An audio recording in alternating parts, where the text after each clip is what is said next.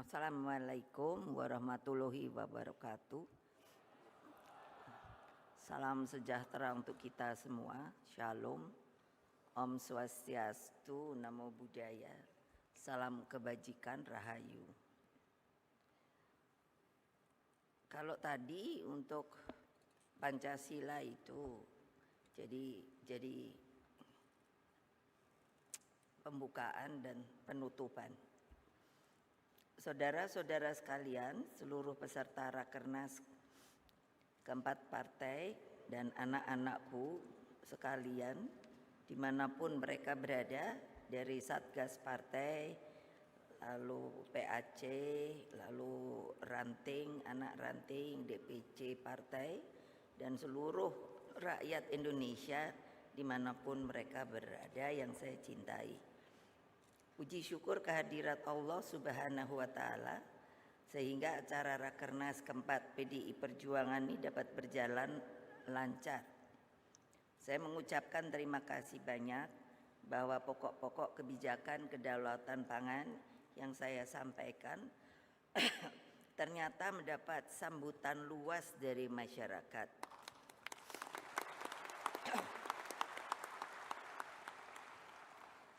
Bagi PDI Perjuangan, seluruh kebijakan kedaulatan pangan merupakan seperti yang saya sebut kemarin itu adalah suatu perjuangan ideologis. Jadi bukan teknokratis, dijabarkan secara teknokratik melalui visi teknis dan bermuara pada peningkatan harkat dan martabat petani, nelayan, dan produsen pangan lainnya. Konsepsi PDI Perjuangan yang dinyatakan dalam manifesto kedaulatan pangan tersebut, di tingkat implementasinya ada beberapa hal yang sudah bisa kita jalankan. Tekad untuk tidak melakukan konversi lahan subur misalnya dapat atau amat segera dapat dilakukan oleh para kepala daerah dan anggota legislatif partai, juga seluruh anggota partai. Jadi kalau mungkin lihat saya nulis ini, saya langsung memberikan masukan ke BRIN untuk membuat peta yang namanya peta yang dikorelasikan itu dengan dapil-dapil. Jadi nanti akan kelihatan di dapil mana yang tidak kerja dengan kerja karena sudah diberitahu bahwa lahan subur itu di dapil A itu adalah di sini, di sini, di sini. Yang harus segera tentunya dirubah dari cara berpikir lalu melalui mekanisme perundangan dan tentunya akhirnya dengan yang namanya dilakukan di lapangan. Demikian halnya gerakan mengkonsumsi makanan yang bersumber dari dalam negeri harus dapat dimulai dari sekarang. Seperti yang beberapa waktu dan kemarin pun saya sudah katakan, yang mencanangkan 10 makanan pendamping beras itu pada bulan Maret 2020 yang lalu. Saya saja sebenarnya itu sudah hampir setiap hari sarapan saya tuh umbi-umbian, jagung, sukun, pisang. Dan ternyata kan dengan umur saya yang seperti ini tetap masih sehat walafiat, semangat. Jadi nanti juga bisa ditanyakan kepada ahli gizi. Ibu-ibu itu berpikiran yang cepat supaya begitu. Langsung habis ini catat-catat cari ahli gizi. Lalu bagaimana sih makanan sehat itu apa aja sih? Yang enak itu apa aja sih? Kan begitu. Politik itu seringkali hanya dilihat sebagai penggalangan kekuatan untuk mendapatkan kekuasaan politik belaka. Berbagai cara pun dilakukan. Kalau kita melihat ada yang dengan menawar-nawarkan jabatan strategis tertentu, ada pula yang memberikan privilege kebijakan yang menguntungkan diri sendiri atau kelompoknya, ada yang menawarkan hal-hal yang sebenarnya tidak rasional namun dianggap wajar demi meraih kekuasaan. Kita ini partai ideologis, artinya adalah tujuannya ada. Jadi kita ini harusnya sudah semua mengerti bahwa kewajiban kita sebagai organisasi politik adalah mengabdi kepada bangsa dan negara. Dalam aplikasinya adalah yang tidak bosan, saya katakan, turun ke bawah bertemu dengan akar rumput.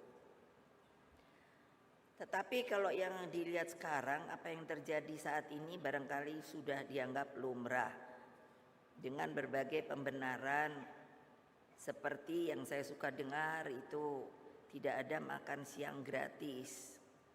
Padahal kita sendiri kalau bisa nanam di sebidang tanah kita saja sebetulnya itu bisa menghasilkan hal-hal yang sangat dibutuhkan. Seperti saya di kebun rumah saya nanam cabai. Nah, pohon saya hitung itu.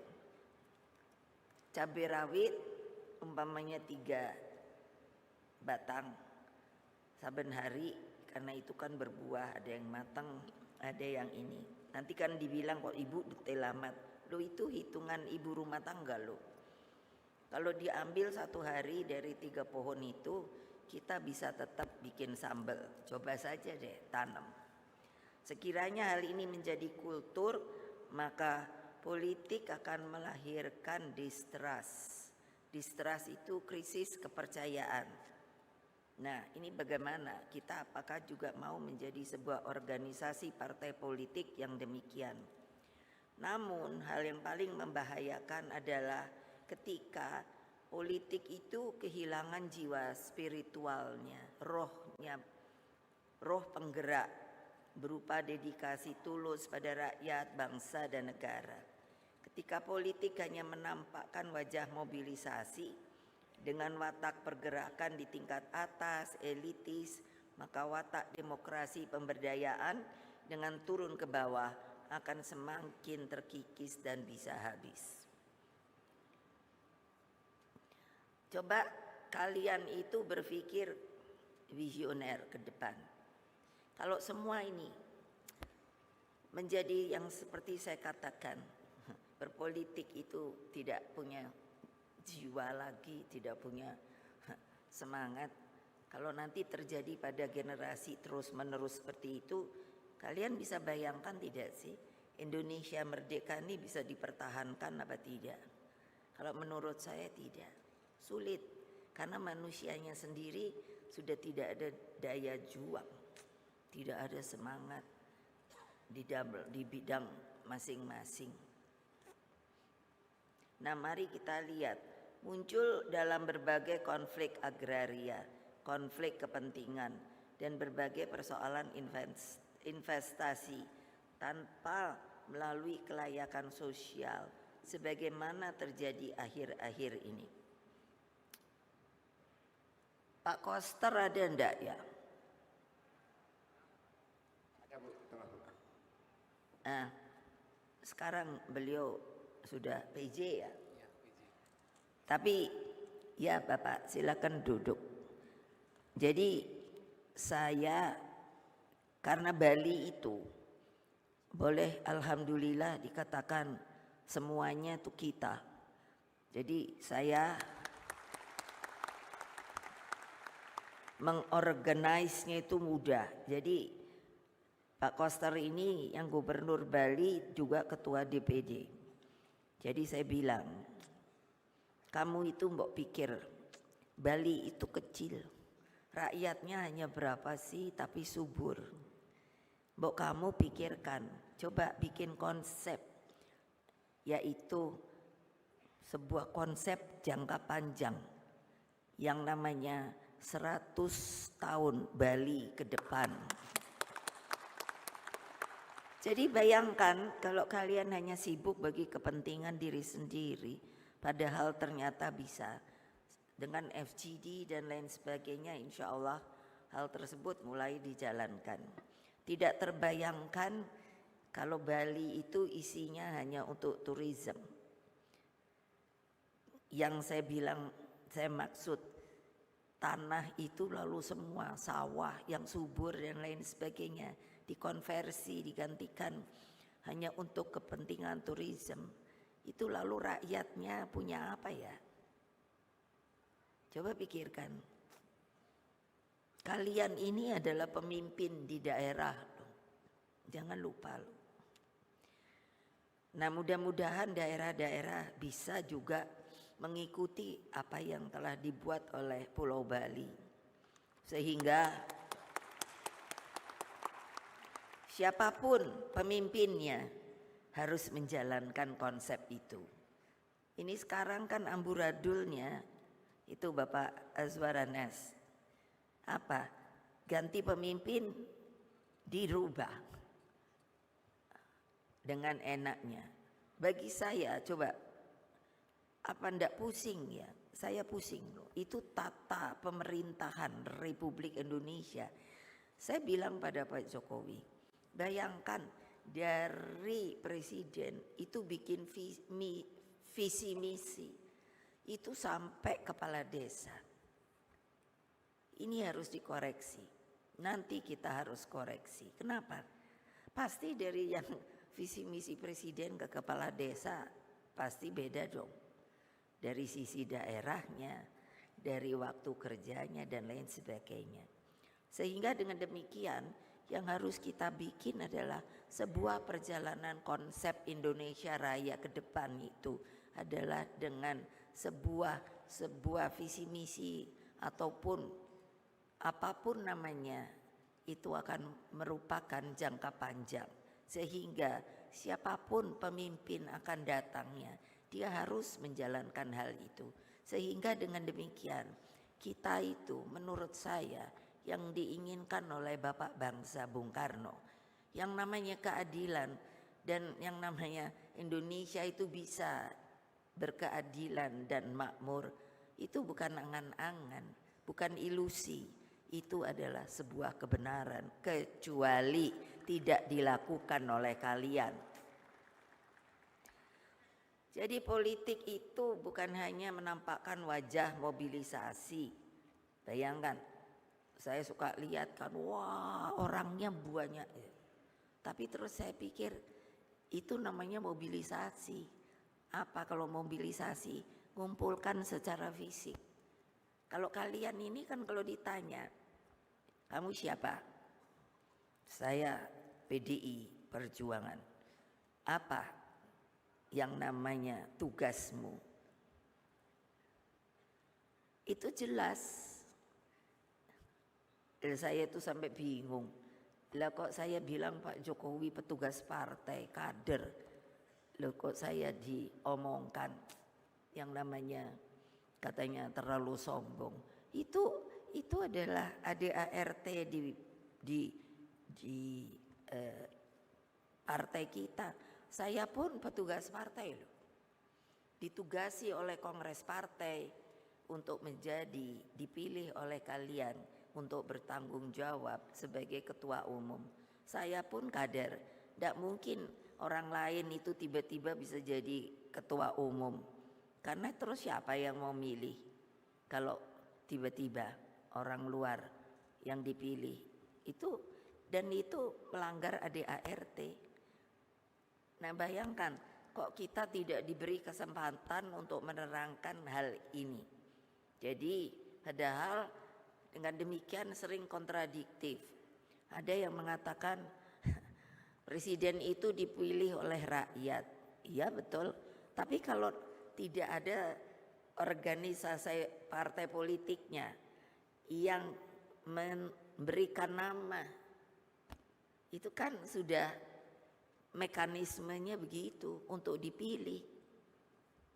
Nah sekarang aja calon ada 3, itu kan diberi nama oleh partai lain-lain. Jadi harus ditata pikiran kita bahwa itu sebetulnya bukan sebuah hal yang benar.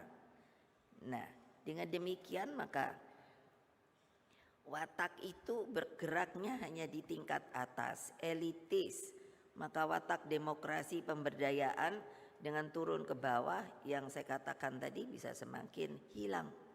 Kejadian ini muncul tadi seperti konflik agraria.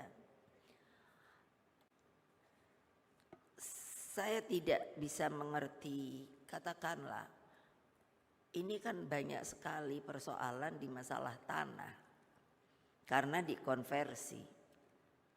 Dikonversi sepertinya untuk hal-hal yang lebih bagus.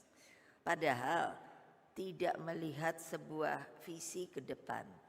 Kalau 1 hektar tanah pertanian itu diambil hanya untuk katakan membangun gedung dan lain sebagainya, berarti ada berapa keluarga? Saya hitung paling tidak ada 3 keluarga.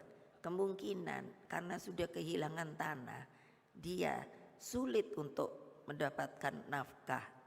Kenapa? Kemarin yang saya terangkan, yang namanya Bung Karno memberi contoh dengan Pak Marhain. Dia semua ada.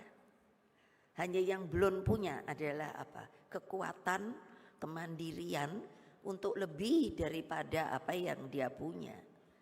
Nah itu harus bagaimana kita lakukan dengan gotong royong. Dengan gotong royong. Kalau kalian sudah tidak mau bergotong royong, tidak mau membela yang namanya kaum papa, yang namanya fakir miskin, untuk nengok saja di kolong jembatan sedang ada apa, itu kalian bukanlah sebenarnya mempunyai roh di dalam sebuah organisasi partai politik yang namanya Partai Demokrasi Indonesia Perjuangan.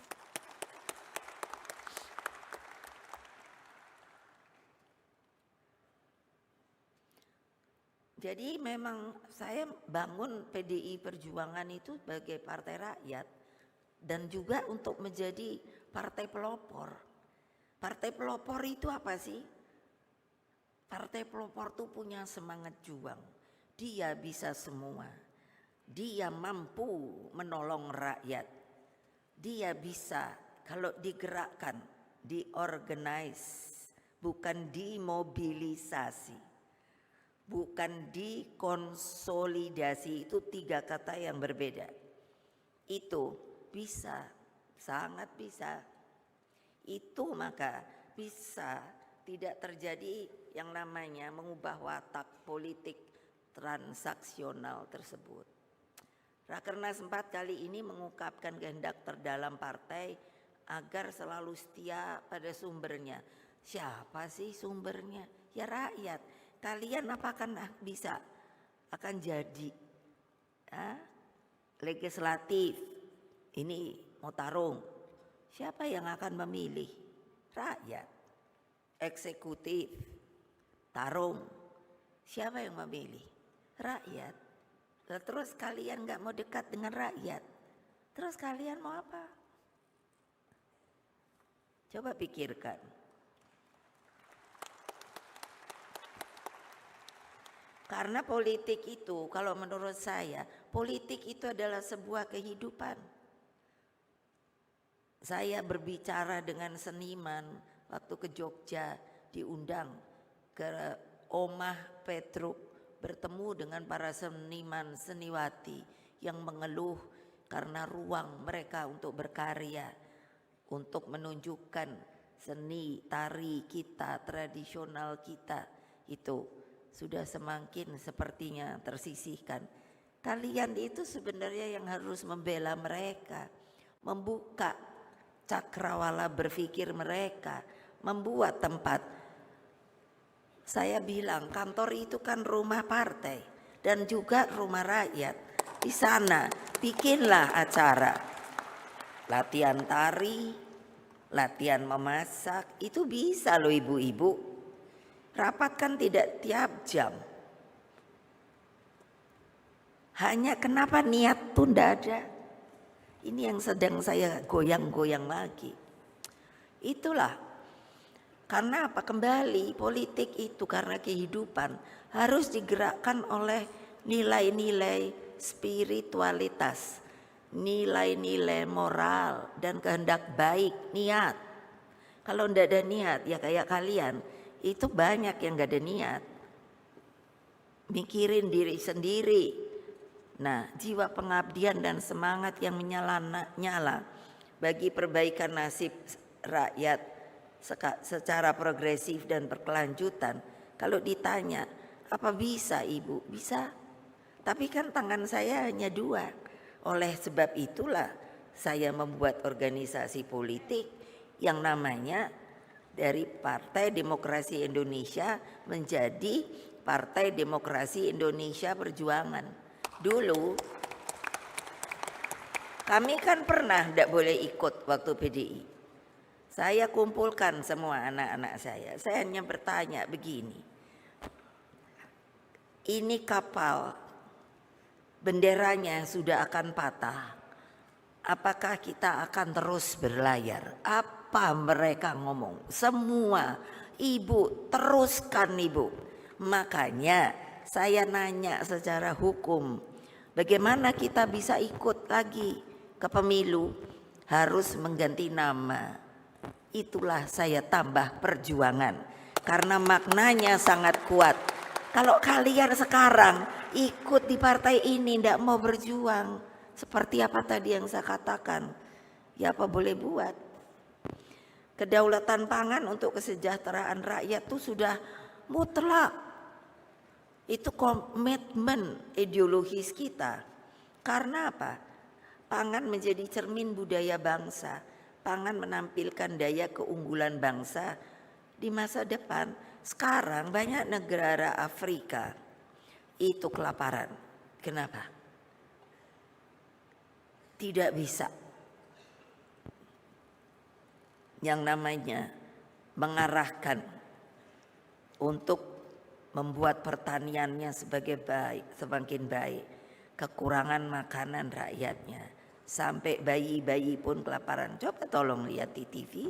Saya lihat sampai bantuan dari PBB seperti apa. Bukannya tidak bisa ditanami, karena tidak ada yang mengorganisir. Saya dapat undangan nanti ke Saudi Arabia, dan di sana yang namanya Perdana Menterinya Pangeran Mohammed bin Salman itu telah memberi pesan bahwa apa? Sekarang itu ada konsep untuk menghijaukan Timur Tengah. Terbayang tidak? Padahal Timur Tengah itu kan padang pasir. Tapi buktinya apa? Saya diberi foto-fotonya, sudah mulai. Itu bukan Arab Saudi saja loh. Nantinya yang namanya Suriah, Libya, Irak dan lain sebagainya. Pokoknya Timur Tengah. Apa ndak malu kita? Kalau mereka itu saja bisa, karena apa? Niat dan apa? Jiwa juangnya untuk membangun negaranya, untuk bisa hijau royo-royo. Coba dong, lah kalian ada yang belum apa-apa udah nebangi pohon. Kalian tuh tahu ndak sih pohon itu benernya dari masih biji terus tumbuh dan sampai tumbuh terus sampai dianya akhirnya sudah harus selesai. Beringin itu bisa 300 tahun loh.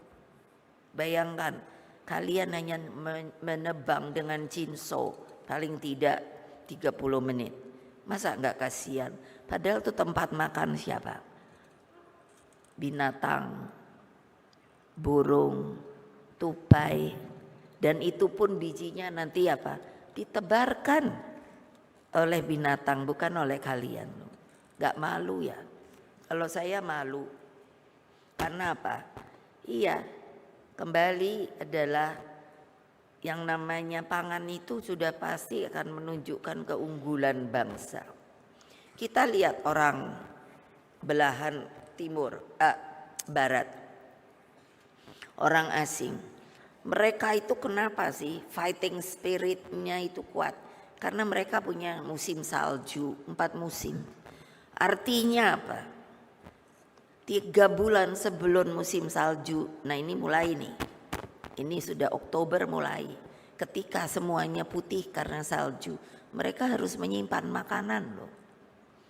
Makanya ada acar, ada daging yang dibikin dendeng dan lain sebagainya.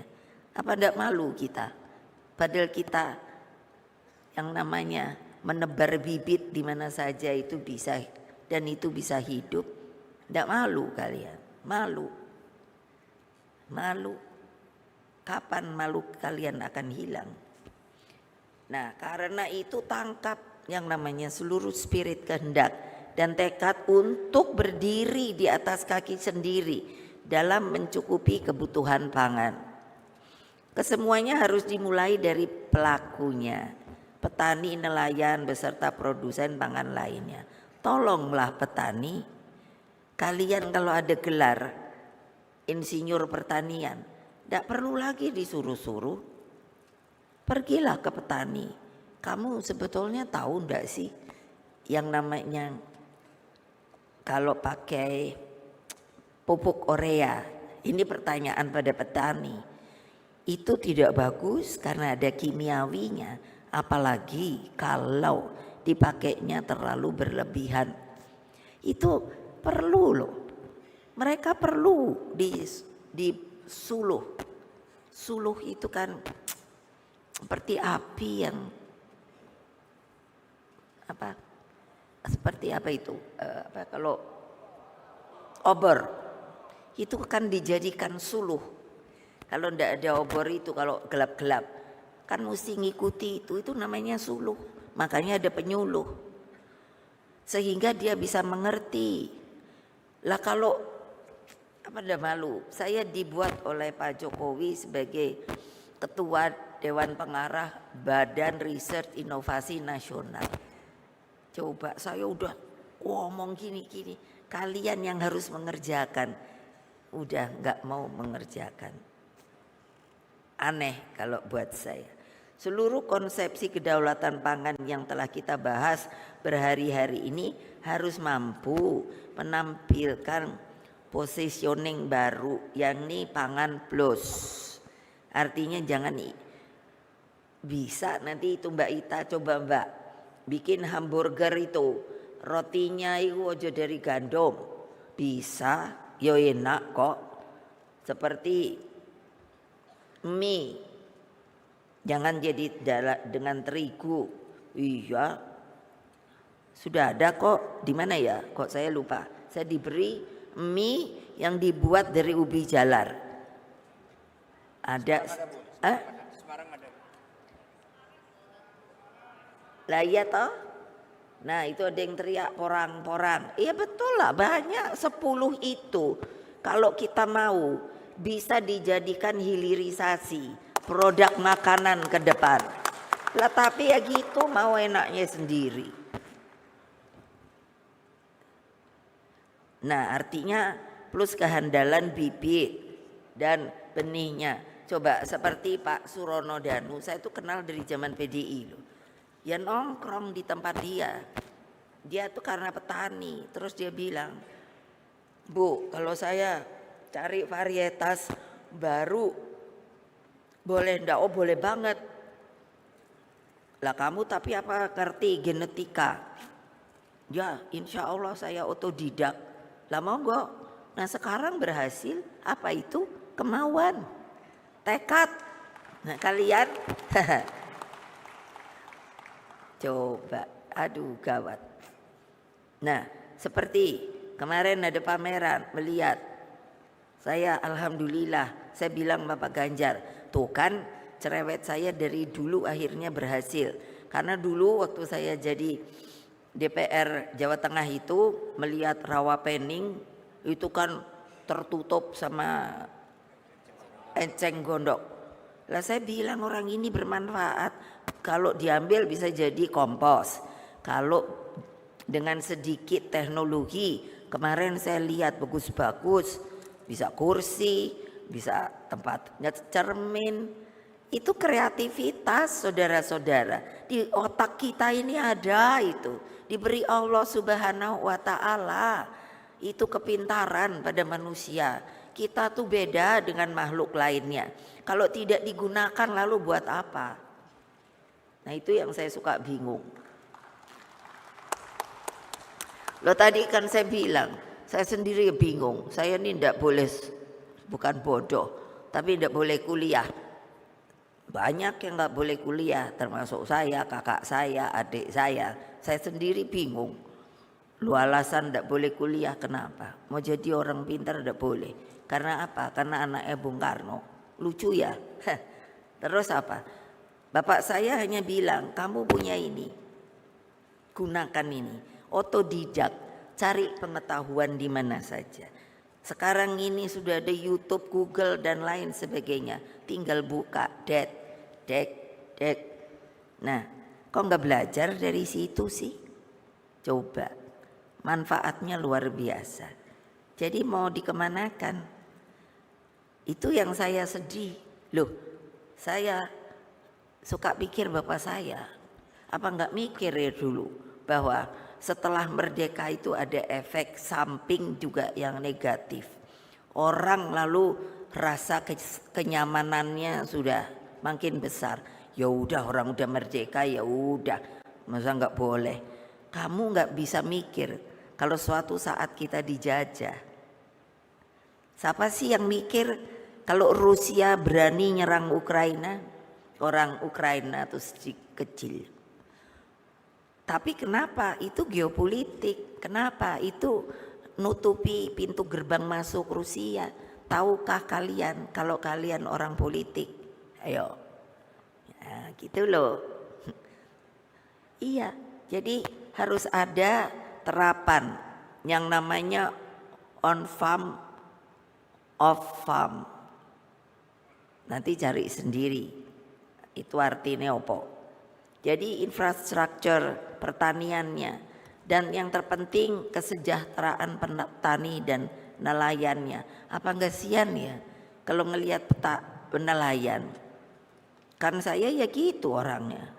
Kemana-mana waktu DPR, kenapa saya terpilih terus? Karena ya gitu, ke nelayan nongkrong, ke tempat lelang ikan, baunya saya jadi badannya kayak ikan, dipeluk-peluk sama ibu-ibu yang apa itu jualan ikan untuk lelang.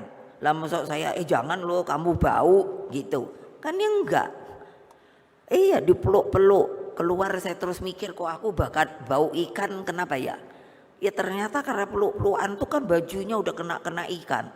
Tapi ya saya diam aja. Justru saya sangat gembira mereka mau meluk saya. Karena coba kalau kamu datang gak dipeluk kayak yang namanya disulsel. Saya cuman terus bismillah mana sulsel. Itu dulu banyak yang namanya kena lepra. Jadi kalau salaman, masa saya lihat dulu tangan orang bahwa oh tangannya komplit. Saya rasakan, waduh jarinya nggak ada nih. Nah, itu karena apa? Lepra. Tapi apa? Saya bonding sama mereka, nggak pilih-pilih kasih. Ya salaman, saya bismillah ya Allah, saya jangan ketularan. Sampai hari ini saya sehat walafiat. Itu juga berkah Allah loh. Coba kamu ini pikir loh, contoh tuh ada ibu kamu sendiri loh. Masa sih kalau untuk gitu aja kamu nggak bisa gitu? Pasti nggak usah ngomong, kamu akan dipilih. Coba itu pengalaman saya saja. Jadi gimana saya harus mengatakan pada kalian bahwa perjuangan tuh memang harus, tidak bisa duduk-duduk tengok-tengok aja. Gitu loh. Aduh. Jadi PDI Perjuangan memperkuat arus politik pada suatu hal yang lebih hakiki, yang berkaitan dengan seluruh kehendak untuk memajukan negeri. Lah kalau anak stunting ribut saya urusan stunting, mengingatkan itu beban loh, beban kalian mau sekolah karena ininya IQ-nya udah tinggi, terus mau disekolahkan di mana? Di tempat sekolah anak ini cacat. Ayo. Saya kagum banget. Sekarang ini lagi populer kan, ada siapa namanya? Seorang penyanyi yang matanya itu tidak bisa melihat. Siapa? Itu kan artinya kamu mestinya malu sama dia. Itu semangat juang dia. Coba. Ini kamu komplit. Tapi senengannya ngono. Coba. Aduh saya sampai nangis-nangis ketika dianya apa? Di mana namanya? Itu yang di luar negeri itu loh. Ya opolah ya gitu. Perlombaan. Sampai jurinya itu semua bangun empat-empatnya langsung tet. Artinya sama semua. Karena apa? Lah orang seperti itu nuwun sewu bisa mau dan dia bisa sampai masuk ke dalam sebuah arena luar negeri, buat saya luar biasa. Coba dong. Terus kalian ibu-ibu yang seperti saya bilang, terus anaknya stunting, pusing saya. Mau masuk angkatan gak bisa. Karena anak stunting tuh mungkin kira-kira mungkin paling tinggi 140 kali ya. Ayo, coba. Dan dia sendiri kasihan loh. Bisa sampai rendah diri loh. Kalian apa gak mikir ya? Itu keturunan kalian loh. Tolong, itu harus diberi apa? Ini makanan yang sehat yang lagi kita bicarakan. Jadi gimana ibu-ibu tuh ngomong, masuk kampung, keluar kampung, ngajari ibu-ibu, bu salah bu kalau cara kayak gini, gitu. Wes rambutnya ku diikat wae di sini, wes gitu baik, gitulah.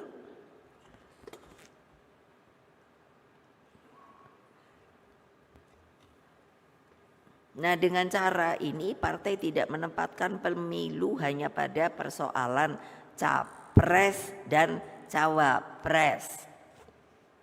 Loh saya sendiri sampai bingung loh. Kan di media tiba-tiba dibilang gini. Oh iya sudah ada persetujuan bahwa nanti Pak Prabowo jadi presidennya, Pak Ganjar jadi wakil presidennya. Aku terus di rumah melongo bae. Ini yang ngomong ki sopo yo? Lah aku kok ketua umumnya malah nggak ngerti.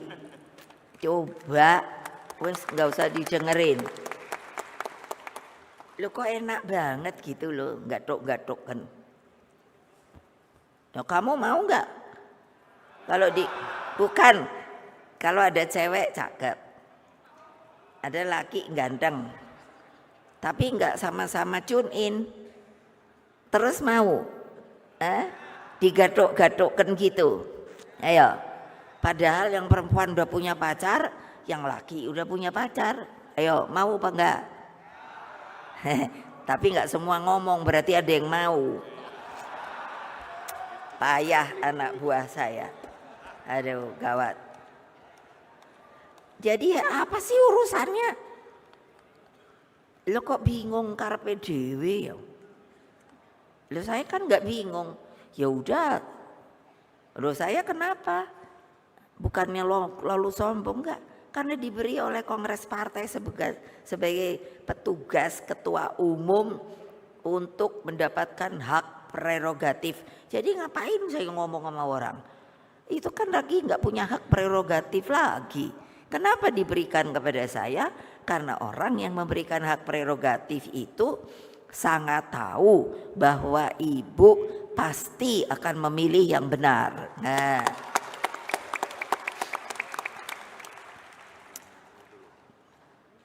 Pak Jokowi itu jangan lupa loh, jadinya itu kalau hitung-hitung 22 tahun loh. Lama loh. Dari wali kota 2 kali, gubernur berapa tahun ya gubernur? 4 tahun. Hah? 3 tahun. Ya belum selesai. Terus dijadikan ini capres. Coba saya hitung-hitung 22 tahun loh. Cobain. Nanti ada yang bilang, wah itu udah nggak usah diomongin dah. Jadi apa sih? Pemilu yang merupakan persoalan masa depan tentang bagaimana membangun kesinambungan. Jadi ya dimulai dari masa Bung Karno yang telah membuka gerbang kemerdekaan. Juga ketika saya memimpin dengan menyelesaikan berbagai krisis ekonomi, politik, dan sosial hingga membuka gerbang demokrasi untuk rakyat. Kini begitu banyak kemajuan pada masa Presiden Jokowi. Kesemuanya harus menjadi satu nafas kepemimpinan PDI Perjuangan hingga pada saatnya nanti. Melalui perjuangan kita semua yang menyatu dengan rakyat, saya yakin, hakul yakin, ainul yakin, insya Allah kalau kita kerja keras, Ganjar Pranowo bisa menjadi presiden ke-8.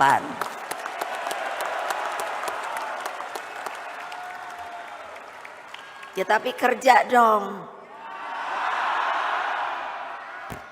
Tanpa kesinambungan kepemimpinan di atas, maka politik hanya menjadi impian, irama kepentingan. Bayangkan lo, umpamanya aku nonton apa yo dangdut. Jadi itu kan impian kan. Terus pura-puranya saya jadi penyanyi dangdutnya gitu. Cocok nggak ibu kalau jadi penyanyi dangdut? Nah.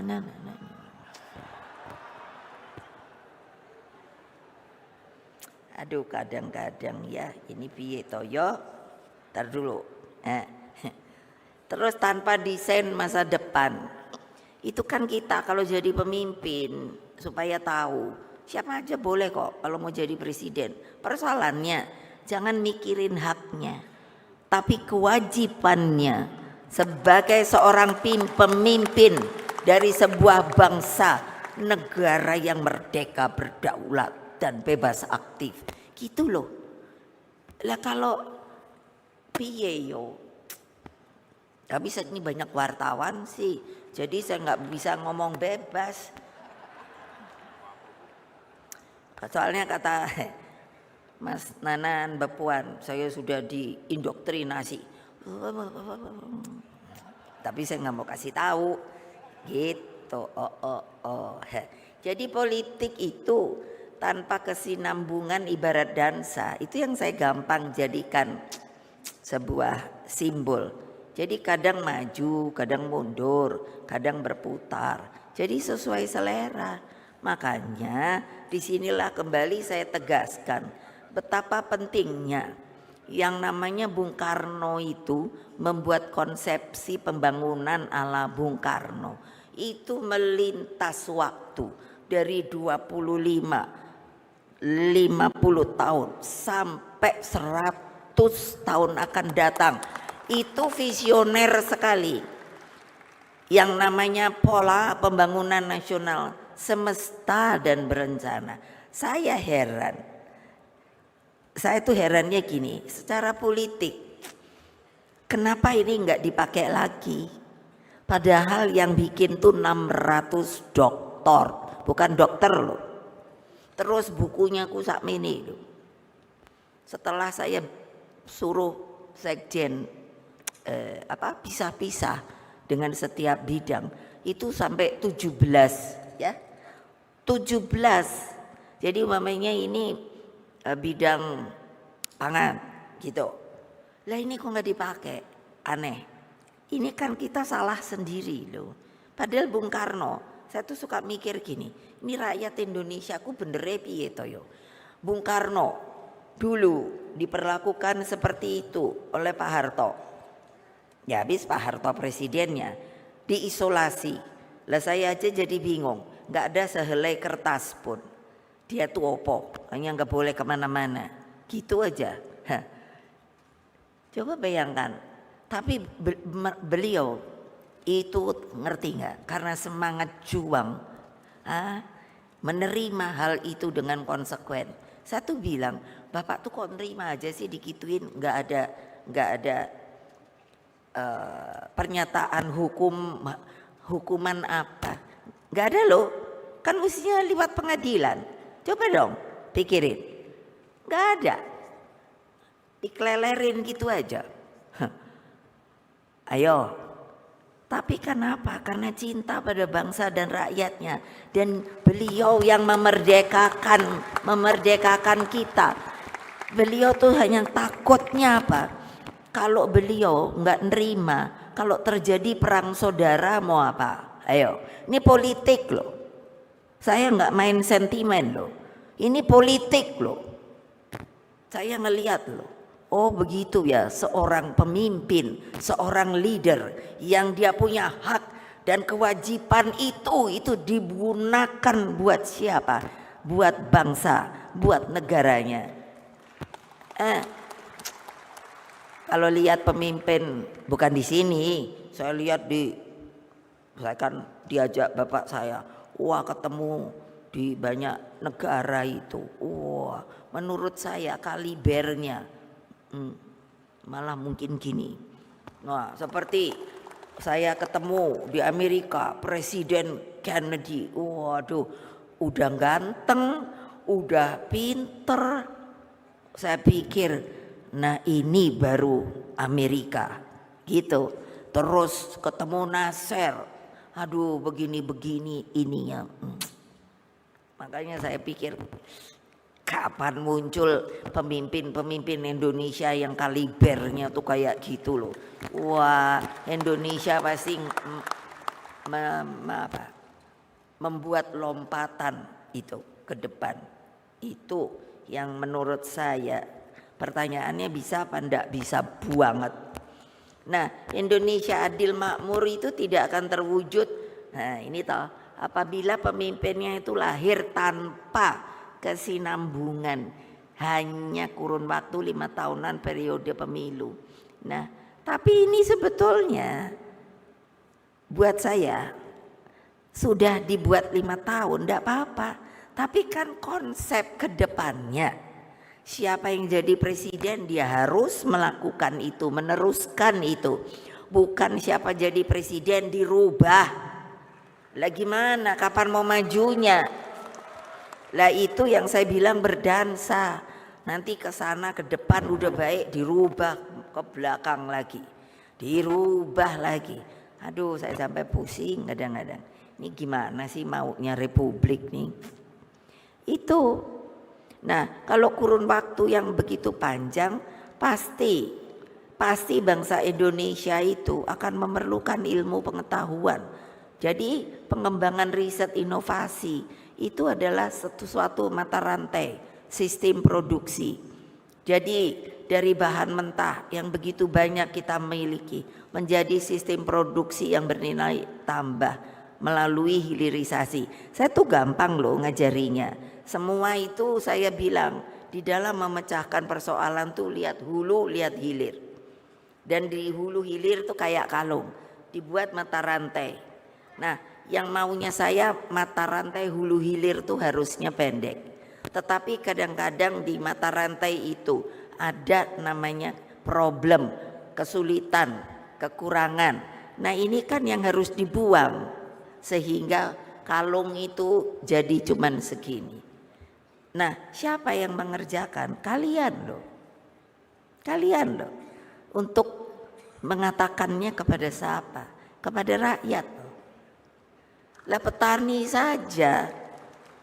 Coba, itu yang saya tadi bilang, urea itu harus dengan dosis. Tapi karena mereka pikirnya gini loh, saya tuh sampai ya mau ketawa. Ingat saya ngelesot di apa itu pematang sawah. Nanya, ini pakai bahasa Jawa kan, pakai pupuk apa? Ini ku mbak urea. Jangan, kalau urea itu kalau kebanyakan nanti tanamannya pada mati. Buatan, saya dibantah. Lah kalau orang makan aja banyak tambah gemuk loh bu.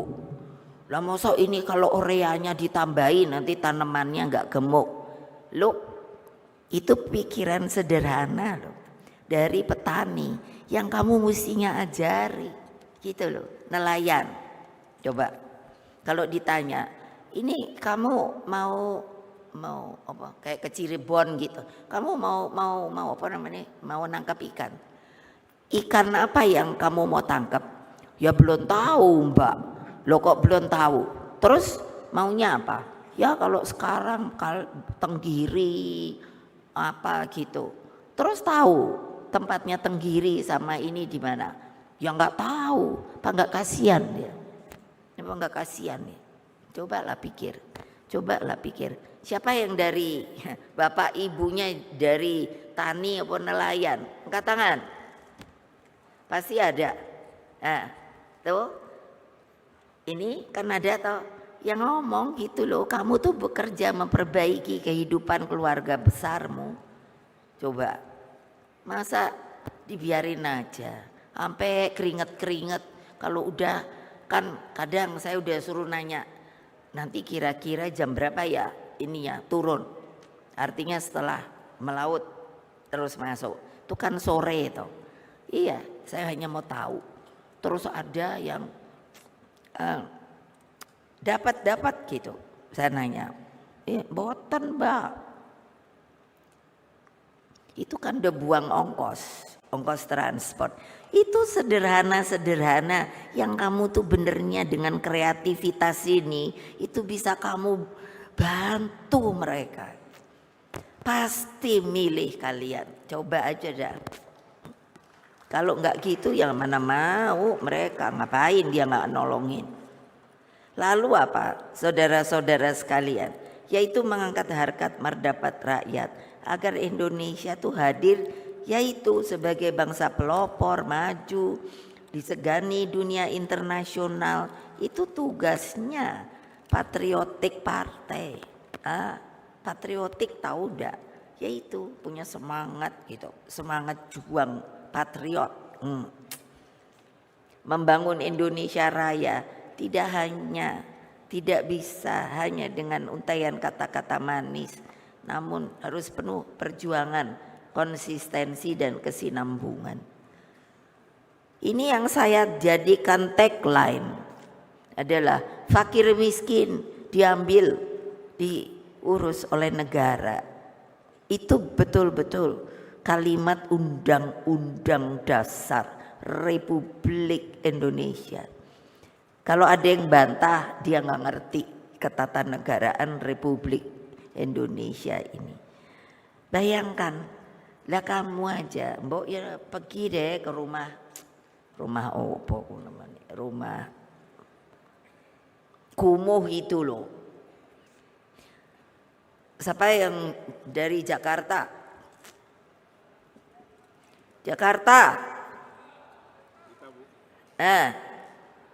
Udah pernah liwat ke Gang Senggol apa belum ya?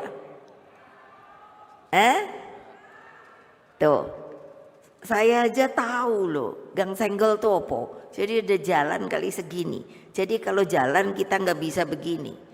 Jadi miring. Jadi betul kan tuh yang ada yang bilang betul. Iya, saya tadinya anak presiden. Sampai tahu saya pergi itu ke Jakarta Utara, rumahnya itu numpuk nggak jelas. Coba, kok kamu nggak ada empati ya? Gimana cara betulin? Saya bilang, ini kalau gitu jalannya ditutup aja ya. Jangan, dulu kan saya dipanggilnya Mbak. Jangan Mbak, ini jalan potong. Jadi kalau dari sana mau ke sini, kalau ini nggak ada, muter. Ayo, muter.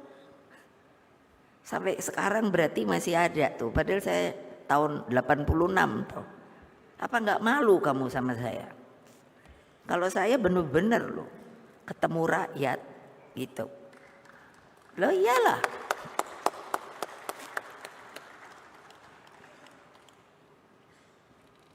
Jadi PDI Perjuangan tuh maunya jadinya opot. Partai yang menyatukan ide dan praktek. Jadi kan saya yang membuat ide, memberikan ide pada kalian, lalu saya suruh kamu yang praktekkan. Nah, saya melihat, lalu antara gagasan masa depan dan realitas yang dicapai hari demi hari yang membawa kemanfaatan bagi kemajuan negeri. Menurut saya, kadang-kadang sedih saya. Kita ini dibilang lumbung pangan dunia, banyak yang bilang gitu. Buang makan jeruk ada bijinya, jadi. Loh tapi kok sampai seperti yang kemarin juga saya katakan harga-harga bisa naik. Itu kan sebetulnya sebuah refleksi masa lalu. Sekarang udah nggak bisa begitu. Tapi apa? Harus kerja keras. Kalau enggak, sudahlah.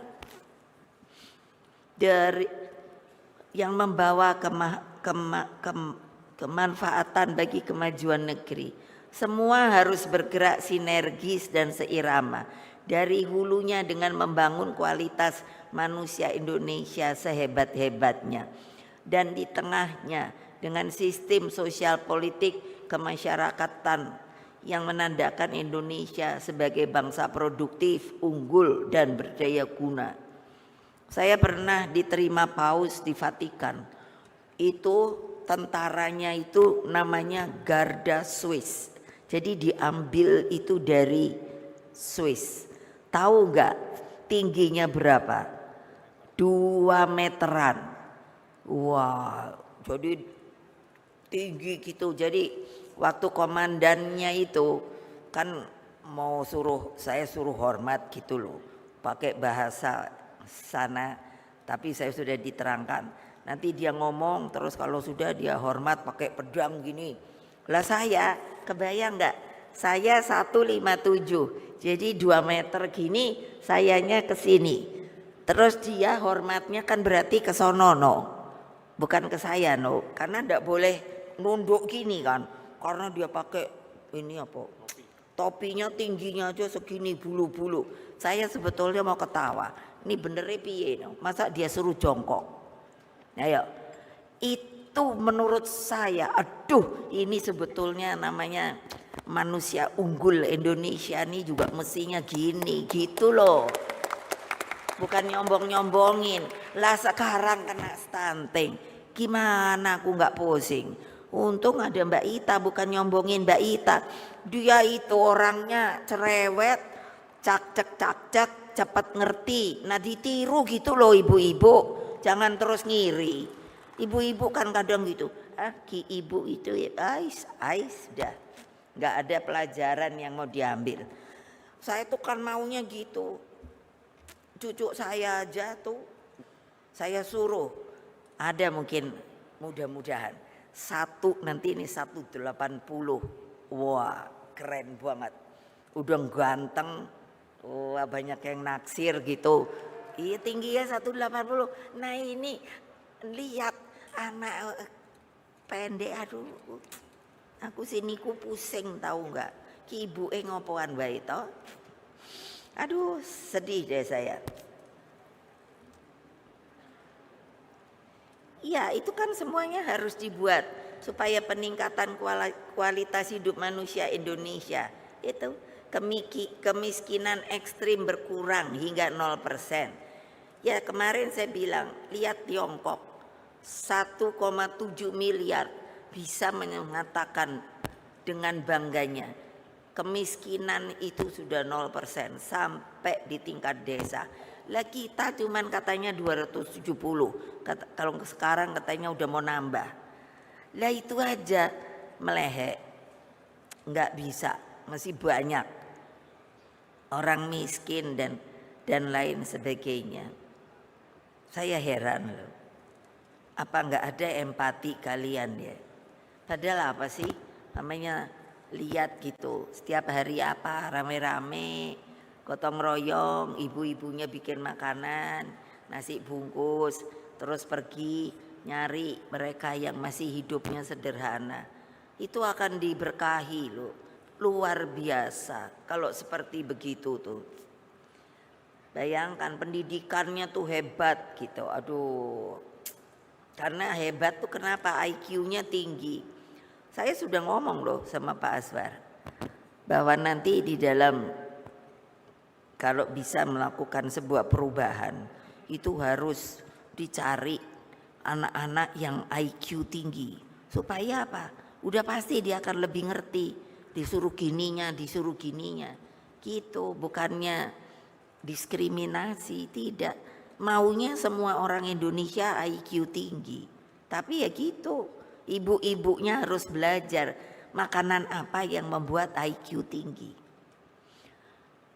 Nah, pekerjaan rakyat tersedia, keadilan semakin terasa, semangat untuk maju menjadi sebuah kultur bersama bangsa.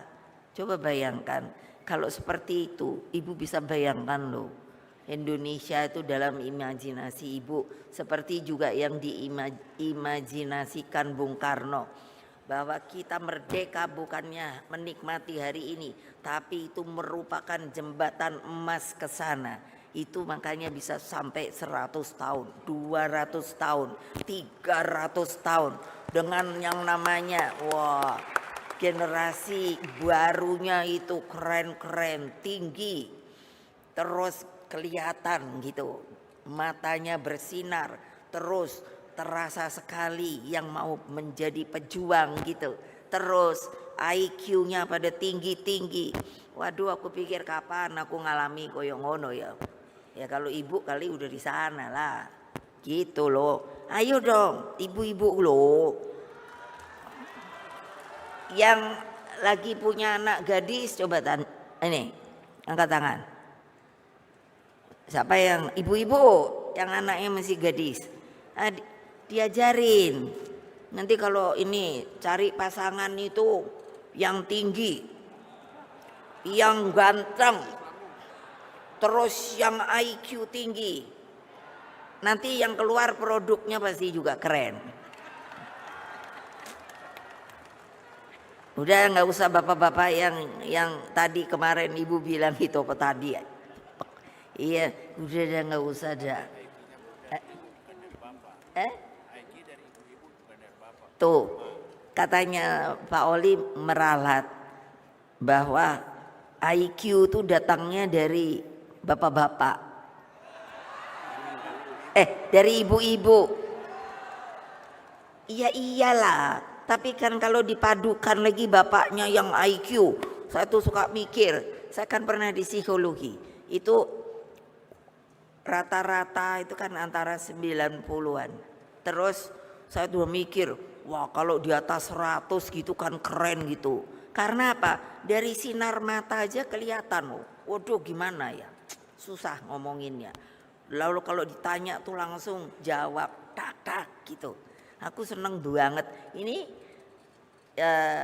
peneliti di BRIN tuh 10.000. Kalau lagi ketemu gitu, wah kalau ditanyain tuh wah cepet jawab. Tapi apa? Masih ada kelemahannya. Sama juga kayak kalian.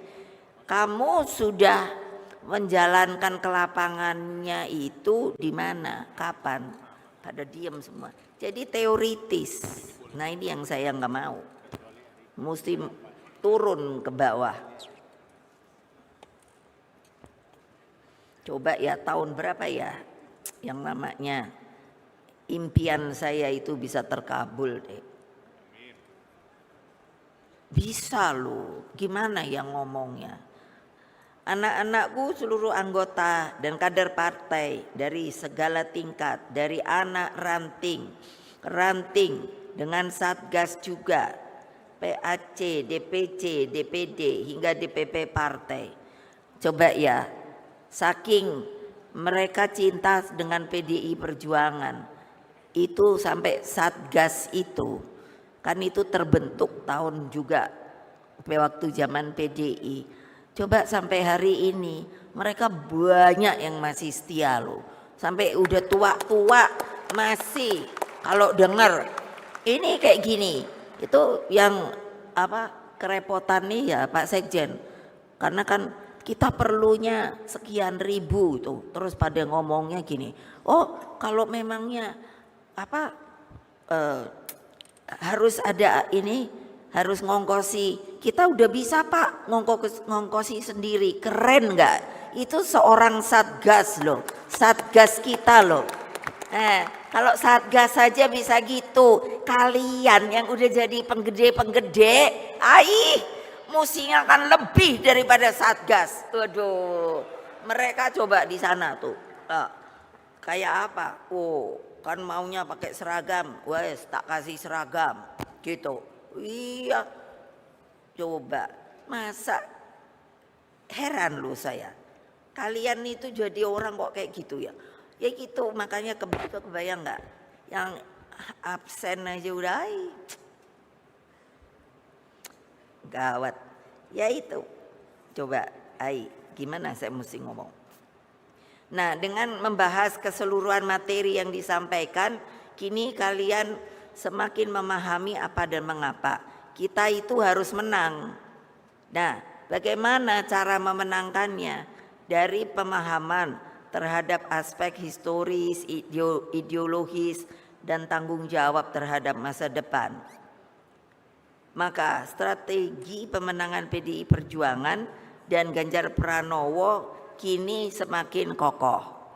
Tadi pagi kan Ibu bilang, Ibu nggak suka lihat survei. Tapi iseng aja tadi pagi-pagi. Wah, Pak Ganjar tuh udah naik tung. Ya tapi terus kalian nggak kerja, ya tung. Ayo, piye, gawat. Gitu loh. Ditambah dengan bonding antara sesama anggota dan kader partai, bonding dengan pimpinan partai, bonding dengan rakyat. Terus kerja politik selama berhari-hari ini saya yakini semakin menyatukan chemistry juang kita.